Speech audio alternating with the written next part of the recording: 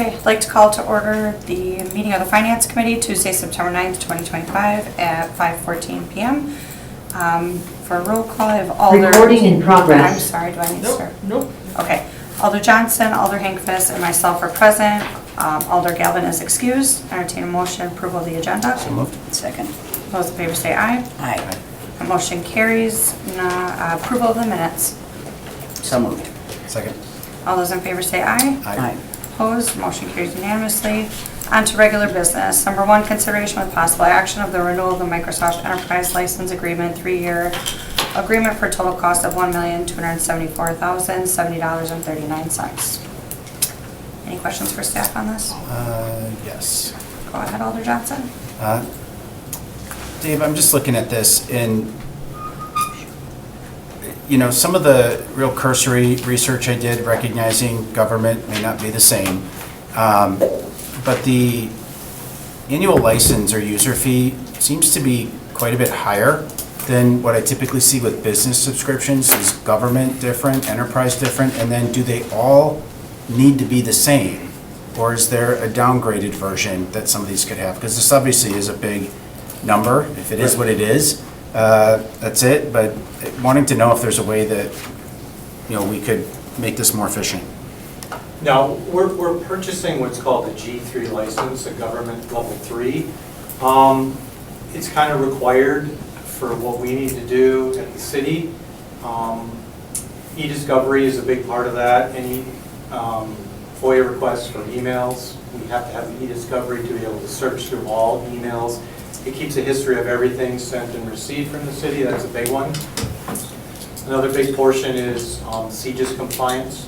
Any storage that's in the cloud in 365 through 365 G3 is in a separate space and CJIS compliant, which is a big requirement for the PD. So no way to really downgrade because we would lose discovery on anything. We would go lower than a G3.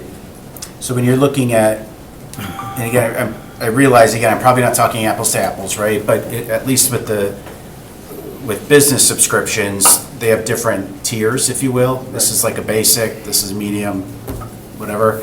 It sounds like you don't have that differentiation? You have a G1, a G3, and a G5. So we're right in the middle. We've looked at G1 level and it's got too many things missing that we can't. But does that apply to the whole organization? Yes. So the license fee, like you need that, I assume, for every employee. Correct. So my point is with the business ones, you could say, you know what, I'll take 100 users at the basic level, 300 users at this level, and 400 at this level. Correct. You don't have that option? We could, but we would lose the ability to search. Like if we had 100 users at G1, we couldn't search their emails, and then there's that problem of, well, why can't you search Okay, that? so that's the benefit that's lost. It's a big benefit that's lost. Also, you would have less compatibility with, some people would be allowed to use Teams, others not. In general, for government, because we have to meet that minimum level of CJIS and e-discovery, G3 is the minimum level we can go with. Okay, and then as far as the Copilot and then I don't even know what Microsoft Power BI is. Are those new subscriptions that? They're add-ons, yes. So that we'll have to budget for those in future years? Can we talk a little Correct, bit they're about- relatively small in comparison. And what I'm doing with those is, so police has bought some Copilot, they want to use that. Power BI for a few departments. I typically will charge back to the departments for that to kind of keep that in check, meaning that I'm not going to buy 1,000 copies if you're not going to use it. So the departments are being responsible and purchasing only what they need. Okay. Any other questions? So one license, $399 a year per person. Correct. That's like astronomical over business, like hundreds and hundreds of dollars over a business That's price. the biggest portion of this, correct. Yeah. More than double. Yeah, triple, I would say, because I remember what I used to pay for it. So there's no other options except going through Microsoft and paying it every year, or? They're now subscription-based, with the use of SharePoint that we're starting to use, OneDrive. These are all storage space in the cloud. Our mail is now in there, so we're not just buying licenses for Word and Outlook. We also have our entire Exchange mailbox. All our servers are in the cloud. So everything is out there being hosted, on Microsoft servers. So in you're theory, paying your for hardware storage. costs go down. Internal resources go way down, Yeah. correct. So instead of having to house a server in-house, it's part of the subscription now. And with the Muni system that we have, they don't supply that sort of, is this the recommended add-on? As far as compatibility with Munis? Yes. Now, Munis is the ERP, that's mostly financials, and it does integrate with Microsoft products pretty well. I mean, we've done a lot of integrations, so switching would be very painful. Things would stop working until we tried to figure out how to reconnect with a new suite of applications. But it's not just Munis, it's pretty much everything we have is integrated with Word, Excel, pretty standard. And I think that's a little bit different too, right? You're talking about, to me, this is your day-to-day sort of productivity software, right? Whereas some of those others are very different, whether it's accounting or in managing inspections or, those types of things where we've talked about. No, We needed some resources to make that more efficient and compatible. I think this is a little bit separate from that. I understand, we just have so many multiple different systems. The cost of integration and what you're talking about, but having the storage capacity is a big deal, so. Right, I mean, it's not gonna go down. I mean, right now with the G3, I think each user gets 1 terabyte of storage, which is their mail and OneDrive. That's a lot per user. So we have 950 seats. That's quite a bit of storage we can put up in the cloud. Motion to approve? Okay, do I have a second? Yes. Second. All those in favor say aye. Aye. Opposed, motion carries unanimously. Number 2, consideration with possible action to approve the City Hall Security Officer contract with Security Pro Intel LLC through March 31st, 2026 for an estimated cost of $68,949. Start with questions. Staff can give us an overview? Sure. Staff, are you able to give us an overview? Yeah, sure. That's the contract with Security Guard. Essentially, we're just asking to extend it 3 months, or excuse me, the rest of the year and then through the first quarter. We have the funds to pay for it through this year, and then it's extending another quarter to give the council and finance another opportunity to talk about options at the budget. So that's what we're asking for at this point.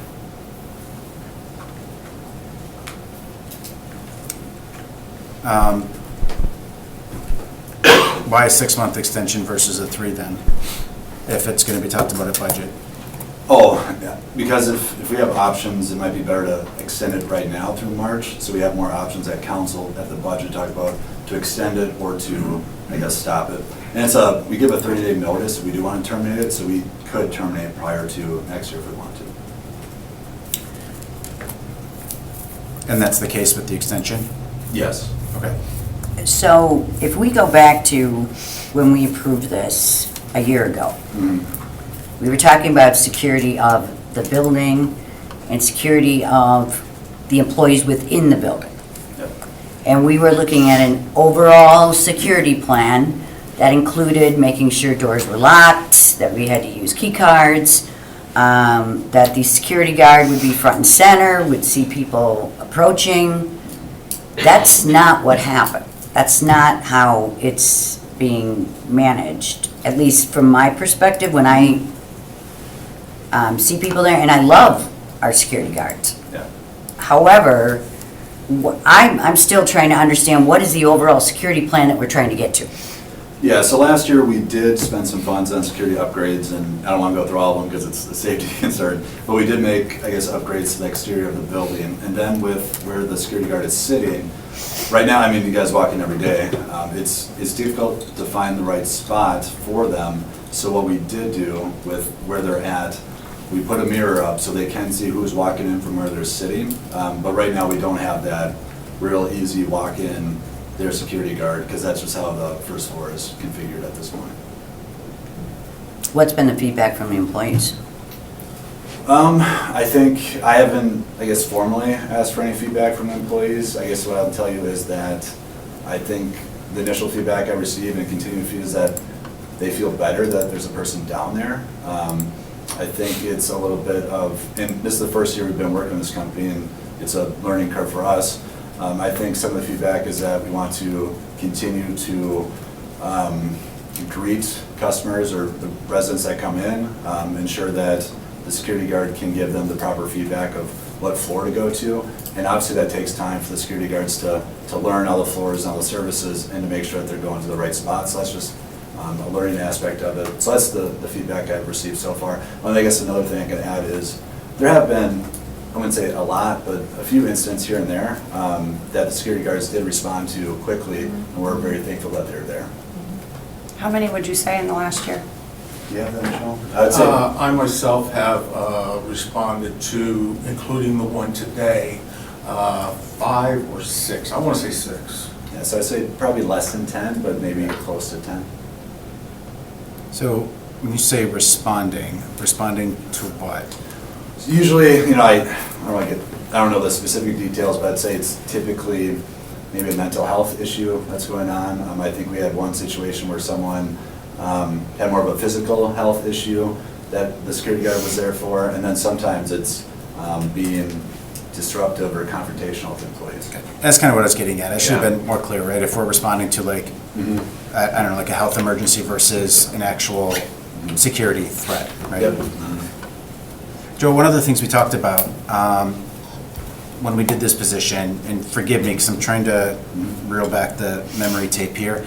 My recollection, though, was that this was going to be an interim solution, that staff was going to bring back a plan on capital improvements to reconfigure City Hall so that it was more secure to address some of these things. And part of that was, because I don't necessarily think our security guards should be the folks in charge of customer service at City Hall.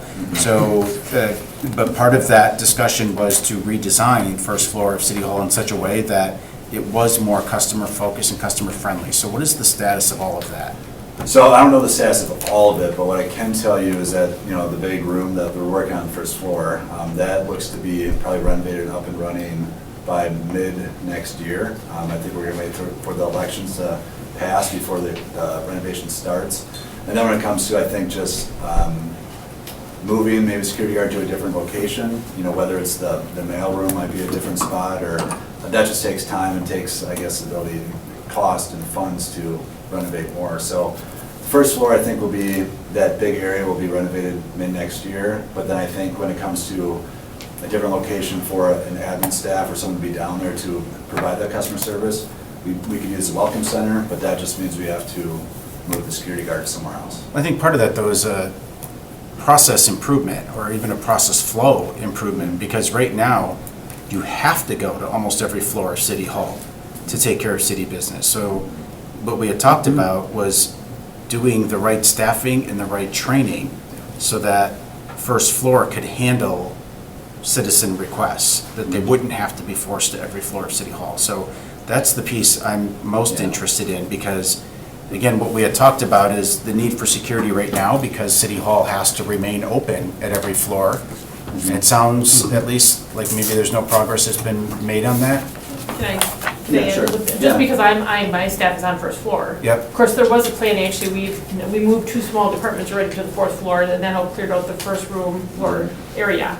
There was looks at my department and another department to move to the 4th floor. In the interim, we now have the people on our 4th floor, we're now with the fire department in the 4th floor. So right now, we wouldn't have anywhere for us employees on the 1st floor to go somewhere to go to another spot so that they could make room and really renovate the 1st floor. So that is kind of, I think, put a little bit of, I just wanted to Yeah, add that absolutely. note. That was something that kind of put things on pause. Otherwise, we were already Got a big looking at a building plan next door to. here, right? That way? Yeah. No, it's okay. Oh, Yeah, so it is that way, isn't it? You're sending us the county. It's the same brick. So that was Sorry, the comment. yeah. No, but we have been moving, we were actually making a plan which the end would maybe move next up the fourth floor, and then that kind of got stalled out at this point because the fourth floor being occupied. May I make a comment? Yeah. Do you Yeah. have to open to the public, or is he an I would employee now? consider it He's an staff. employee, Okay. isn't he?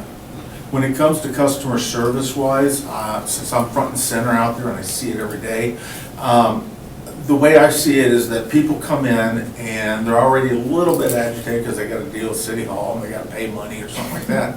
So if somebody like me out there, and I can talk to them and I can get to them before they go into the clerk's office and they get overwhelmed with all kinds of things, I'm there to keep people from overwhelming certain offices and to help them find where they need to go. I'm happy to do that if it keeps people in a good mood, if it keeps them cooperative, and if it takes the load off of the clerk's office's back. And I see that as a positive. Yeah, and I think, I'm still very interested, though, in the customer service discussion, right? Because I think City Hall right now is structured to make it easy for us. It's not structured to make it easy for a citizen. And I think that's the piece that we've got to be thinking differently about. I mean, you should be able to walk up to a customer service window and pay your parking ticket, pay for your permit, get your voter registration card, whatever it is. Like, one person should be trained to be able to handle 90% of those transactions, and we're not set up that way right now. And that is what I thought we were going to work towards when we talked about the redesign of first floor. And so that's the piece where, knowing that we have this 30-day out, I'm good. I know there are some folks that want to talk about this, but I want to make sure that we're not taking our eye off the ball around those other improvements that were meant to kind of allow us to lock down the rest of City Hall. Well, and Brian, that's where I was coming from, because we said we were putting a plan in place, and when I go back to when we approved this, which we all had questions whether or not we should move forward with this, we talked about the security plan and what we were going to do. We did some of it, and then we backed off of it. So when we look at our budget, and I have no idea what percentage, if we're going up or down, but this is one of those positions that, when times are tight, are we doing what we said we were going to do when we added the position in the first place? And I'm not sure that we're there. I was gonna say, wasn't locking the back parking lot door supposed to be in? It's open. They reopened it. Yeah, I think the alders asked us to reopen it, right? No? No, we got cards. We all got Oh, you got cards. cards? Oh, I'm sorry, yeah. We reopened it because essentially we had the security guard out front, and, actually, I can just back up. I think we just had so many complaints from people, whether citizens or whoever, that were walking over there as locked, that we just opened them both up. That's what happened. But we didn't talk about the security issues. So we have been talking about security issues, and we've been updating the City Hall with security upgrades. It's just, we can provide, I guess, that outline and what we did to the council. I just don't want to talk about it right now. Yeah, I So think we maybe. can do that. And the issues are interrelated, right? Which is why I think they're good. It's good that we're bringing it up. But if we were to bring it back to, again, the extension of the agreement, which this is really just kind of, it expires in October, right? Is That that? expires next Tuesday. Right, okay, that's right, yeah. So you got to have some type of an agreement in place. We've got the 30-day exit. It's funded through the end of the year. Yes. Right? So if this buys us time for the budget, we have the ability to take action, I'm good. And what I'll maybe suggest is, I think Attorney Kochart, we now have a tracking mechanism for communications, is that right? We absolutely do. So that they don't get lost. So I'd be happy to submit a communication around the City Hall process improvement upgrades, because again, it's more than just security. It was about the whole, workflow that goes along with that, and then that way we'll have that tracked and documented, and how long, if I were to submit that as a separate communication, so we can bifurcate these two issues, like, what kind of time frame do you think you'd need to? I would think less than 30 days, right? Okay. Explain what we did and what we plan to do. Okay. So maybe the October finance meeting. Perfect, okay. Does that work for the committee to kind of separate those two things that way then? Mm-hmm. Okay. Entertain a motion? So we're making a motion to approve through the end of the year? Well, I think the extension at least gives them through March.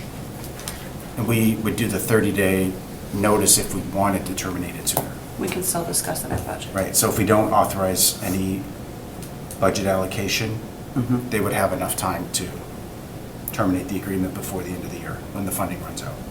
There's a big if on that, right? But it gives you the ability to have that discussion or that decision. Okay, so, So I would make a motion to approve, yep. okay, do I have a second? Second. Okay, all those in favor say aye. Aye. Opposed, motion carries unanimously. Number 3, consideration of possible action on the general fund overtime report for 2025 through July compared to the budget. Any questions for staff? Chief Knott. You know, this is the unfortunate part of your role. Is that we authorized 6 firefighters to avoid overtime. Correct. And you've obviously used up a big chunk. I know you indicated that you would likely trend towards Yeah, and we see finishing. like we've seen some offset with our salaries, and then current budget is under budget. So we do expect, we received that paramedic grant, that offsets some of that overtime too, so we do expect, once we get that all squared away, we're just struggling with trying to get all that data together to resubmit that, but we anticipate that brings us back in line. Yeah, and I know you mentioned that, but I don't think you referenced an amount. So- Right. So I just didn't know what Yeah, that. they don't have the exact impact amount, was. but we're estimating that it'll bring us back in line with our current budget. And again, summer is obviously the time where we see our big spike of the bell curve too for overtime. So we estimate that we'll trend back online. So as far as maybe some of the, and I know you said you're still exploring, but when we think back to when we added those 6 positions and the conditions that were referenced that were driving that overtime, Yeah. are those conditions still persisting? Are you seeing a change in your workforce? You know, the conditions are all the same. I mean, they really are. But we do see like, you know, our personnel understand the importance of, you know, reducing overtime. And so we're working with them, working with our union to specifically drive those points home.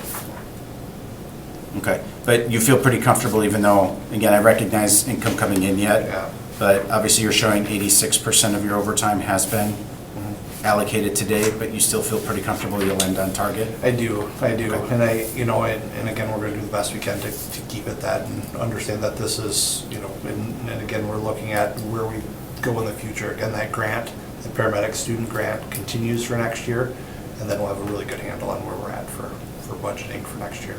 Okay. Good, thank you. Thank you. Any other questions? Can't entertain a motion? Motion to receive and place on file? Second. Okay, all those in favor say aye. Aye. Opposed, motion carries unanimously. Number 4, consideration of possible action on the draft of 2026-2030 capital improvement plan. Should we just go in order of the departments? Yes, Is that the easiest? Yep, let's definitely go in that order. Can we, before you go do that, but can we walk through each one of these reports and exactly what, because I'm looking at revenues by funding sources, but I'm not seeing anything on here from, you know, fire. So I just want to understand what we're looking at when we're looking at these reports. It's pretty much any capital purchase over 5,000, right? Right, which is the summary. Okay, yes, okay, so on a high level, and I'll get to the right pages. The very, very first page is every request, a request for anything we call, we have 3 categories. We have the major, we have fleet, or we have equipment. And the first group of 9 pages is the summary of all the department's requests together. All 3 of them are rolled up together. And can you, what's the definition of major, fleet, and EQ? Fleet would be anything that has, typically is insured by, like our auto, has to be insured, it's got wheels, it's good to go on the road, and it has like insurance for like a Okay. type of a vehicle. Then anything else would be equipment, Major would be anything that's a remodel, would be, we actually have a page in here that talks about what major, right here. Thank you. 30, page 30 packet. Yep. Major projects are typically large construction projects related to major infrastructure within the city. The majority of the projects are coordinated by DPW and include major road construction, minor road construction, asphalt, resurfacing, stormwater installation and improvements, facility upgrades and expansion, and to park system improvements. It doesn't really say much about building repairs, but some of our building repairs, like City Hall building repairs, other building repairs also fall under this category. Typically, the majority of them are borrowed for 20 years. In some cases, if it's just a repair that we still are out here getting money for, it might be a 10-year because it really didn't extend the useful life of it, if it's just a repair. And that is what we would consider kind of in the major category, major project category, not fleet and not equipment. I can keep going. So back to this, the very first 9 pages here, which was just total capital, and again, it's by department requests. First section, up until 3/4 of the way through the report, you will see anything that is, there's a page at one point that says general levy totals, and that is anything that would actually end up being repaid by levy dollars or tax dollars. And then after that, we have anything that would be funded by another funding source, including TIF, sanitary, storm, parking, utility. Those would be that's the next section. There is just one more page that the next one is just the general levy, again, kind of broke out a different way by department on what type of equipment, major or fleet, so you can kind of see how they're all rolled up. It's that first 6-7 pages actually summarized in a 1-page. That rolled into this summary page, just repeating it but this is just general levy requests. Then as we go through, then you're starting to see more details. So this next section, I know this one's also orange, but this next summary page is just your major recapped, major projects. So that's a smaller report. And then behind it, as we keep going through that, right behind there, every request that's on this report has a detailed page behind it. This very first one happens to be the police headquarters remodel. It'll tell you kind of who's the department head, what kind of project it is, maybe the initial cost, gives you some description of the expense, justification. And so there's a detailed page for every one of the items. I don't have the page number yet, but then eventually you'll get to a summary of the equipment that's being requested and a detailed page behind every one. And then you'll also have the same thing for fleet. So on the summary you want to see more detail, there is more information as you get later into this packet. And I think then on the very end of the packet, we're around 670 if I remember, because I already looked. I think that is the last, right before there's your last detail page, which happens to be a piece of a fleet. And then I have one page, this is of course a draft. This is an ever-changing document. It changes every day, this document changes. Bottom line, and this is what this does, it shows you at the beginning, it might show that we have the initial need in 2020 or for 2026 of about $81 million out of the various funding sources. These are how, right now, at this moment, is how it potentially would get paid. Talks about different funding sources. We have some fund balance that's going to be used, and then we're going to have to borrow for some of these items. We have some private funding, we have TAP funding, TIF funding, vehicle registration or wheel tax. And again, it continues to go through. And what it will say on the very, very bottom, it will say, the way it's summarized is that general levy borrowing request right now is at $31,332,000. Even though the total request for it. I didn't get you a shot collar, so every time that happens. Everybody else jumps up. I gotta go get one. So the original request on the first page saying that for general levy borrowing, there was $50 million worth of expenses. We have about $18 million worth of other funding. This will say right now we're looking at $31 million. We would, if nothing changed, that we would have to borrow going into 2026 to make all these items happen. And again, this is the draft at this point. This has been put in front of you. Some of these items, the majority of the items were probably on the documents in the last couple of years and has just moved forward. And in some cases, a few items have been added new. Does that help? So we're saying we need to look for $15 million in here? I'm looking, I think it was closer to, That's a rounded number in my mind. yes, 17,350,000 is what we've been forecasting for the last couple of years to try to borrow at.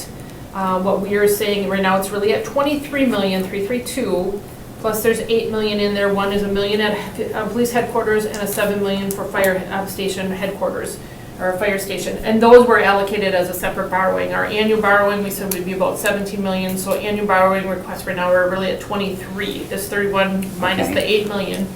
The other 8 million was already in this projection to be borrowed in 26 for police and fire buildings. So we would be looking at the 23.3 million less the 17.3, you would be really looking at probably a $6 million difference.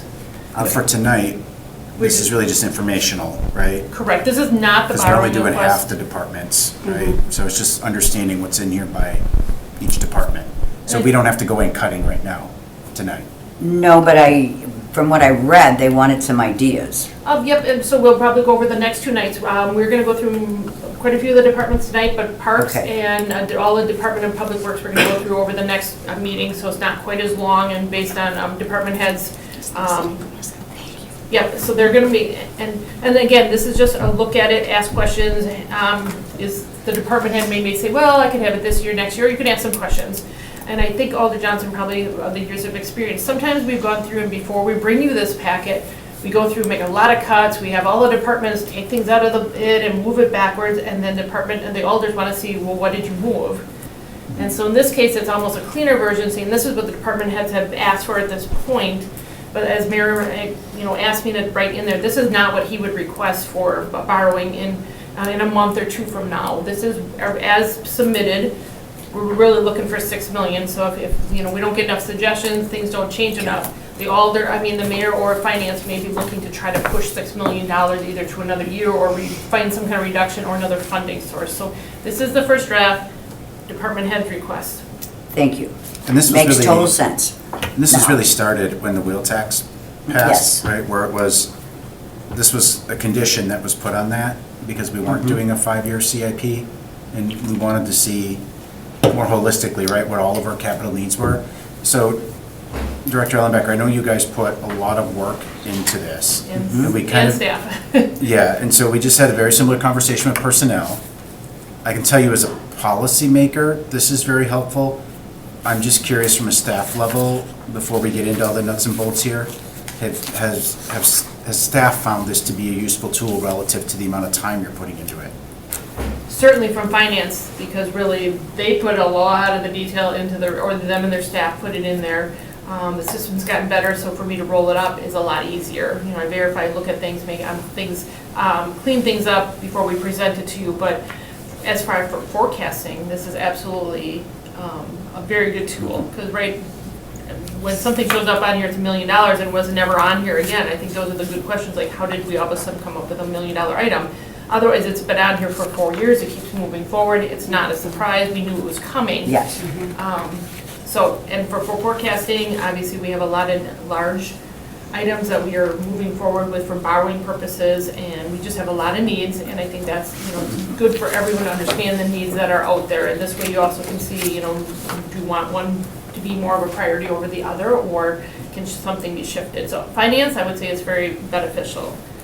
Again, the departments spend a lot of time on it, and I Sure. think, I can't speak of all the departments, but certainly fire and I probably police and certainly DPW, they've always had their own internal capital improvement plans. They've had them laid out, they've had them staggered, they've already had them on spreadsheets. In most cases, they're taking some of that same information and putting it into a summary, a combined capital improvement plan. Yeah, and so the problem was that we didn't have that. Right, no, I remember. And it so was the when first we were time, trying to yeah, balance priorities, but we didn't know what we were trying to prioritize because we didn't know what was needed. Yeah. yeah. Right, and I remember going through this last year, and this year there's a lot more detail, so that's really, really nice. So I just, Good. Start with IT. Yep, if Actually, line right, well, it's up to you. First line is actually a clerk's treasurer's. I mean, I know we can focus it on 26, but you certainly can look if there's anything else in there in 27. And the clerk is actually on the line if you had any questions for her, otherwise she would jump off. So we actually had a request in there for 2026 for some DS 450s. 450s, yes. And actually the county is going to be paying for them. We just approved that not too long ago, a resolution, so that was nice. That was actually able to come off. And is that different than what's in 2027? These are, in 2027, those are DS 950s, much faster and more efficient pieces of equipment for central count, and then upgrade our express votes. So yes, they're completely different. So that is not a county requirement? Correct. Okay. Can I add something though? Of course. Can you hear me? Clerk Jeffries, yes. So the reason why the DS 950 is in here and the express votes really have to do with the Federal Election Assistance Commission and their recommendation for a different voting system guideline. So currently, the express votes that we have are no older than about 7 years. And our two DS 450s, one we purchased in 2020, the other one we purchased in 2021. If the Election Assistance Commission changes it's called VDSG, Voluntary Voting System Guideline, if they change that, then those two machines are not compatible with the projected change. And so that's why it's in there for 2027. I'm not sure what's going to happen, to be honest with you. Currently, there are no machines in the United States, from what I understand from some people I've spoken to who have deep knowledge on this topic, that are actually currently doing the VDSG 2.0, which is what the Election Assistance Commission is recommending, in addition to another recommendation to go to VDSG 2.1. I know this gets really technical, but that's why those two machines are there. Right now, the two DS 450s and the express votes that we have, which are still relatively young, are more than adequate. They do their jobs really well. But if there is a change, then we would need to purchase some machines. Clerk Jeffries, curious if your department has ever talked about Badger books, if that's something Yes. you would ever want? So last year you approved a capital expenditure for me for $130,000, and I ordered. I had Badger books, 23 of them for last year. I was not able to put them into service. I ordered some additional ones, a whole bunch of them. I'm very excited for 2026. So I don't have that number right off the top of my head, how many polling locations will have Badger books, but we are aiming for our larger, meaning our more populous polling locations / wards to have the Badger books first. Okay, and obviously I would defer to you in terms of your expertise of where it makes sense to have them versus not. But I would say if there are polling locations where you would want Badger books, but you don't have the funding, I would encourage you to put that in here somewhere. Oh, sure. Thank you, Alder, for mentioning that. I just want to be, I'll look at that for when we have this conversation again next year. I just want to be sure that I can really well manage I'll have 50 Badger books when it's all said and done. So I want to be able to manage those really well and that they're up and running and doing everything that I expect them to do. So thank you. I'll make that update for next year. Yeah, and I recognize that might be the case with the 50, for example, for this coming year. But acknowledging that we're looking at a 5-year CIP and our hope is to be able to get the best visual possible. So that's why I just suggest that if there's a desire to add more, let's figure out which year and let's drop a number in there. I certainly will work on that. Thank you. Okay, any other questions for the clerk? All right, thank you, Clerk Jeffries. Thank you. All right, on to IT. Any questions? David, I assume the Microsoft subscriptions we just did, is that just, I know that's levy supported, but is that just an operational expense? We don't look at that as a capitalization? Yeah, I don't think so, because it's nothing physical. Right. It's really a subscription. Yep. Okay, just wanted to verify.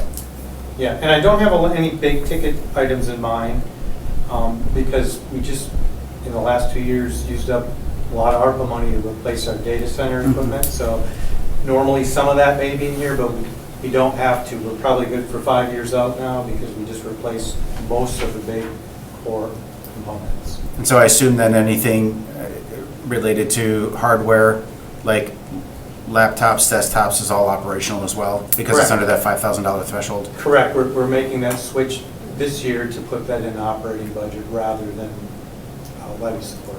Okay. No, they were always levy supported, we just happen to have it in the 421, a capital fund Yep. and operating, but since it's been operating, it's been levy supported, paid for the last couple of years, yes. And I've just seen organizations do it two different ways, right, where it's $5,000 per item, but I've also seen some where the policy might group them together, right? So if you're buying $50,000 worth of laptops, for example, that would still be capitalized and depreciated as one item. So the way that I'm understanding it, we're saying $5,000 per item. We just actually had a recent change.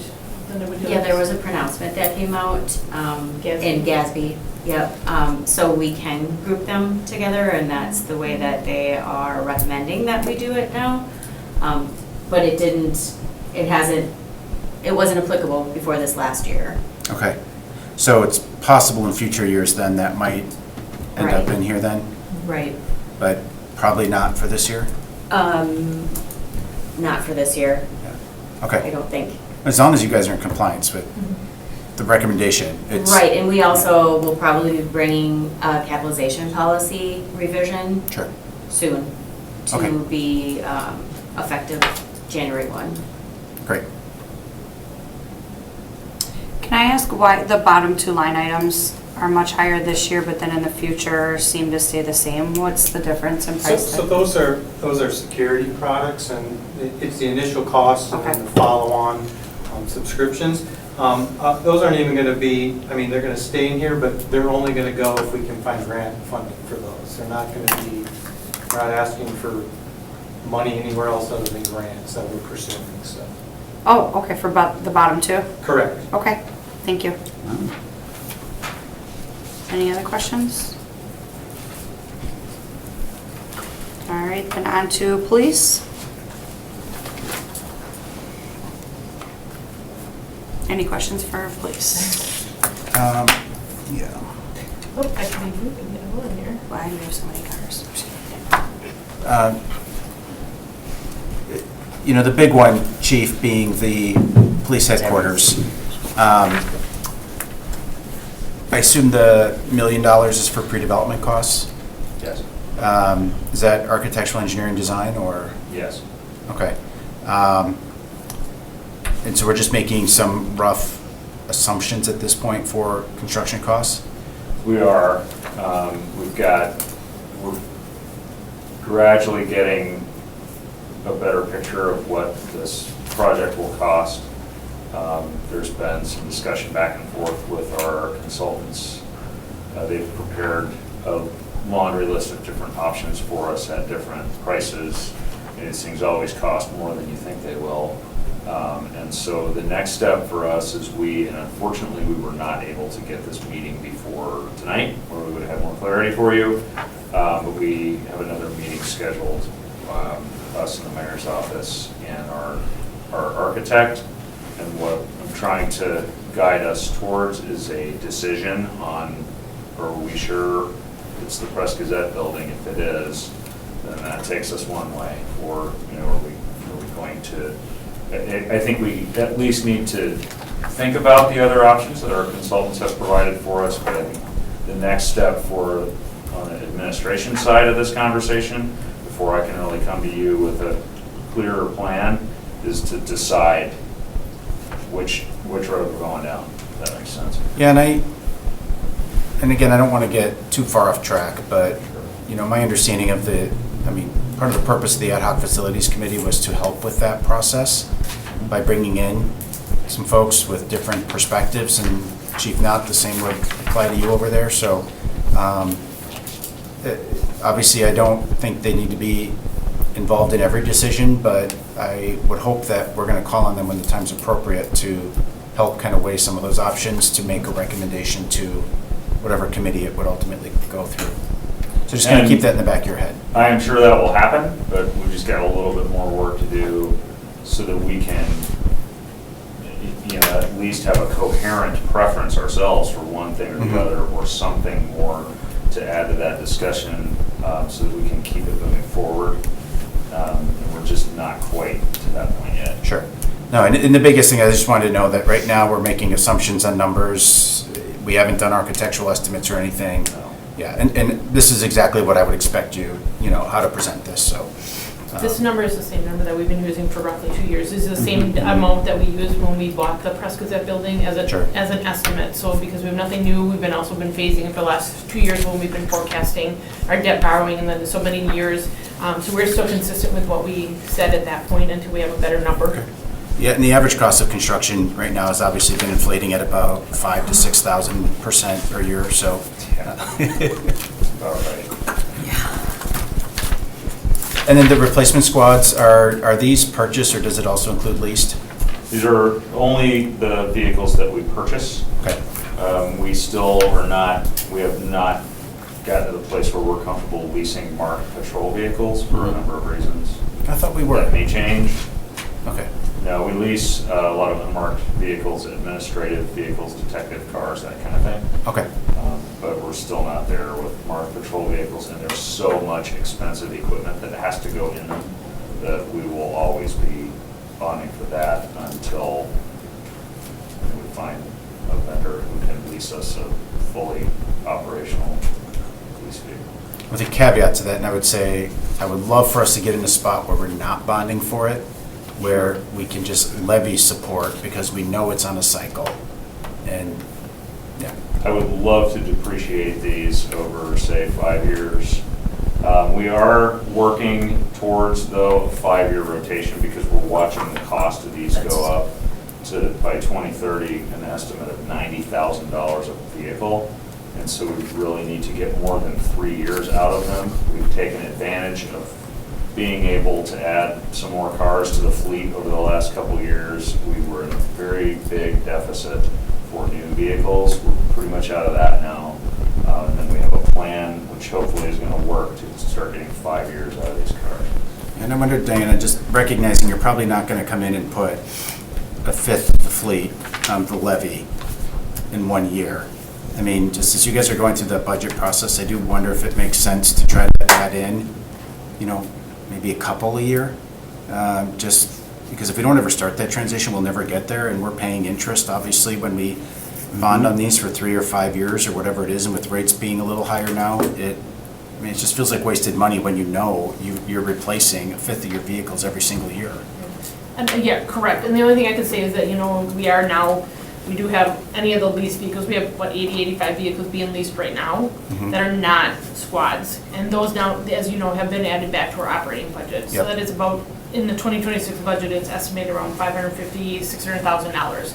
And so those vehicles all used to be bonded, or they were just being aged out, and they were very, very old and outdated and in rough condition. So we've been able to get those support vehicles back into the operating budget.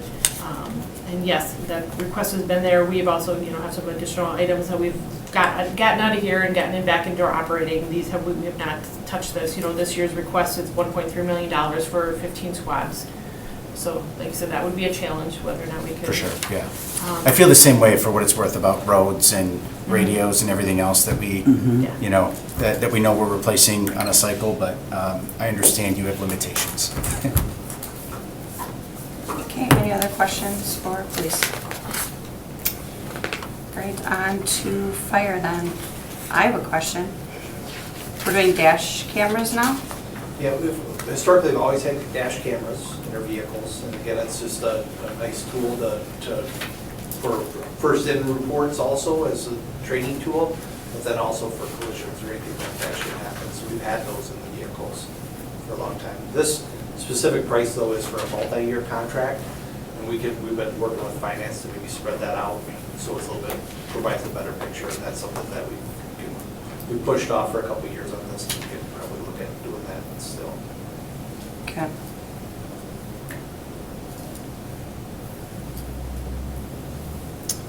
Any other questions for fire? Yeah, Chief, the $15 million for the fire station, I know that's what we're expected to pay as a city, but at least for my purposes, what I would prefer to see in here is what we expect to see is the actual cost to construct what we're designing. And if an alternative funding source helps subsidize that is accounted for on the revenue side. Because if that doesn't come through, we're still sitting on a certain design station. We're gonna have hard choices there. And right now, the way this is presented, I don't think it allows us to contemplate those hard choices. So I would just simply ask that the actual cost of anything we do for that matter is actually what's put in here.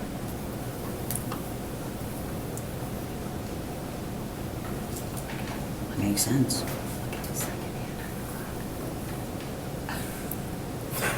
Sorry. The clock's Looking at the going clock crazy. behind you. Dave, do you need to put that in the CIP? I do. I mean, Already in there. the second hand is kind of crazy. I'm like, why is Well, then it should be going the other way. They had them off on third floor for work today, and the system requires about 24 hours to catch up. So it's kind of- Do you have a question, Alderman Fist? Yeah. So then some of this stuff is also in to improve the fire stations, like the HVAC, you rotate. Yeah, correct. We do, specifically the one just call attention to Fire Station 7. And we look at the cost of that, at nearly $700,000. It's just, it's astronomical expenses. So we're looking at, this is again a planned replacement schedule, but again, we have that building that we've been pushing out to. So they're outside of our planned replacement schedules now. But they're just, all the equipment's end of life, so it's like a total redo, and it's very expensive. So. Okay. Any other questions for fire? Yeah, that's really nothing that improves the station itself, other than, just the air quality and the comfort, but there's really no aesthetic improvement. And again, we're still struggling with the buildings that, need a lot of maintenance, a lot of work. That we've had for a long time, Correct. so. And HVAC's important, so.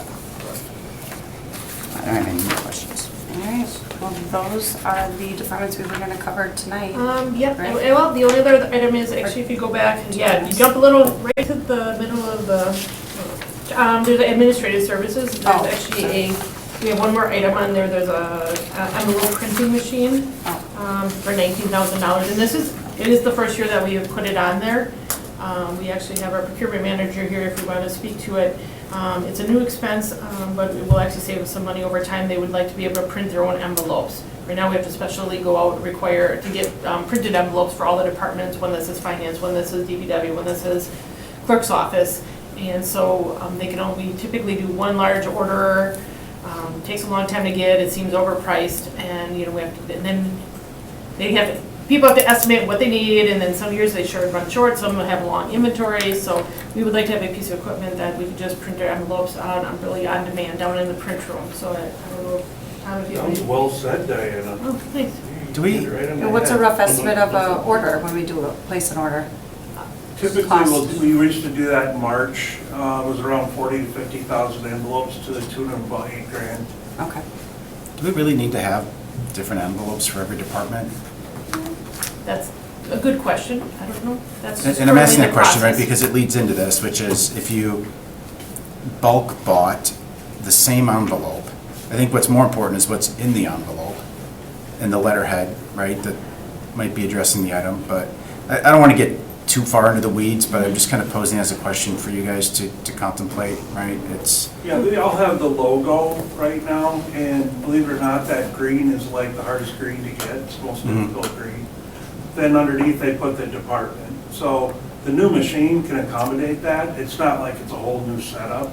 right, but I'm saying without the machine, we could probably just buy one envelope instead of 10 or 8 or whatever it is, right? And could buy more in bulk, get a discount, and that's part of where I'm saying, I'll let you guys weigh, the tipping point, if you will, on that. Right, we But have window and non-window, of course, Yeah. but were there other benefits of having the machine down there? I think that was the majority of, that was the main Controlling one. inventory. I mean, we're sitting on a lot of old inventory right now. Some of the stuff has changed.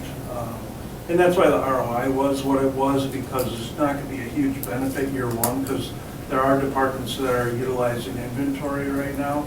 But we did have one department ran out, so now we're just running them on a laser down there because we implemented that 3 months ago. And they just don't have the equipment down there to run for the needs. And this is a piece of equipment you would buy instead of, We would buy it, but there would still be a maintenance service attached to it, so there would be an annual fee to make sure they kept it running. sure, and that'll be operational though. But my point being you'd buy versus like a lot of these agreements with copiers, for example, Oh, it's where, not a lease, no, Yeah. Not a it's lease. file, right? Okay. It's a 16 to 18-year life cycle Oh, wow. on it, so Okay. it's actually a well-built machine. We did our research on it. good, okay. The only thing I would add, you're right, the idea of having whether or not each department should have their own name on it. I just know within 2027 reval coming around, that is around 35,000 envelopes again. We'll have to do a special buy, we have to go, pay somebody. So that would be knowing that, and there is a chance that it actually should be able to print absentee ballots. Now, whether we want to get into that option or not. Will they be connected to the internet? Shots fired. Point of That's what I order. mean, I'm not sure if we want to get into there, because if we happen to have something wrong on the mistake, I don't know if we want to be responsible for it, but it should be able to, and it's got. Yeah, I wasn't gonna bring that up, but there's possibility that we could do that in the future. Right, Okay. so you're right. So there are different types of envelopes that potentially could be printed off, printed with this machine. So it's a new item, so it was just something to think about whether or not, or we could keep going back to our vendor that, we just have done a bulk purchase in the past. Well, it's Alaric here. I noticed that what you're talking about is no longer what's on the screen. We're still on the fire department unless I'm missing, if you wouldn't mind. It's just easier than trying to shift back and forth. Thank you. Absolutely, I forgot. It's just the one line item here down toward the bottom. Administrative services, we had an online item for $19,000. The other item on here that Director he was not able to attend, but we did, unless another funding source came through, going to 5 electric buses. The city would have to borrow for some money to help pay for the match for the electric buses. So at this point, it's on there. Of course, she's pretty good typically getting grants. Where? I'm sorry, right below the administrative Next services. section down, 2026. I scrolled too fast, okay. Apologize for that.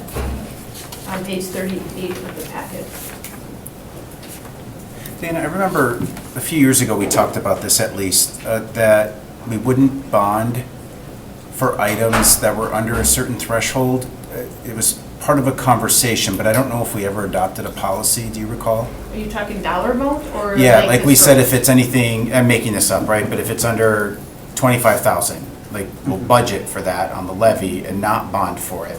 It was part of a discussion, I'm just trying to recall if we ever did a policy adoption on that. I don't believe so. We do have a capitalization policy that's roughly $5,000 for capitalizing an item. Okay, I don't think we've ever implemented that, if it seems too small to even put it, we're borrowing for it, because usually it gets rolled up in a larger group of, a larger equipment request. In some cases, if it's an operating annual item, we certainly have tried to put it back into the operating budget and not put it into the capital item, capital requests. Again, remember, everything that on here, if it's considered capital, it doesn't mean the funding source is going to be borrowed. Right. Right, so it could be, when we come through with the final borrowing request later this year, that'll be taking anything that didn't have another funding source, and then we'll have a detail by item, and then you would see whether or not there's a $12,000 item on there. At this point, the question is can our budget afford a $12,000 item being added back to the operating budget, or leave it on here, because it would qualify as an item that we could bond for and put it on our, if it has a useful life of more than several years. and I know there's a lot to contemplate there, right? But, the idea of looking, again, at an envelope printing machine and paying interest on that for a 3, a 5, a 10-year bond, right? Versus just paying through the levy, the annual levy. And I also recognize you're up against levy limits and expenditure restraints, so it's about more than just an item. But I was just, again, trying to recall if we did a policy. Not specifically Yeah. to what you're asking. Okay, Yeah. yeah. Any But other- we did make some change, I know we did have a capital improvement policy We change do have a last year, capitalization right? policy, yes. What qualifies as capital, and then what gets capitalized at the end of the year. And she was just talking about, we will be bringing it forward with some revisions, but not specifically saying if it's under a certain dollar amount that we will automatically add it to the operating budget, even though it could be qualified as a capital item. Yeah. I don't remember implementing that type of change. Okay. Any other questions? Motion to hold for the next finance meeting. Second, All those in favor say aye. aye. Opposed, motion carries unanimously. Number 5, consideration of possible action regarding 2025 budget amendment resolution for unbudgeted overtime for special events. Any questions? Move to approve. Second, All those in favor say aye. aye. Opposed, motion carries unanimously. Informational 2025 contingency account, $25,000. Next meeting is September 23rd, 2025. Entertain a motion to adjourn. So moved. Second, All those in favor say aye. aye. Opposed, we are adjourned. Try to catch you. Okay. I know, you gotta go to the meeting.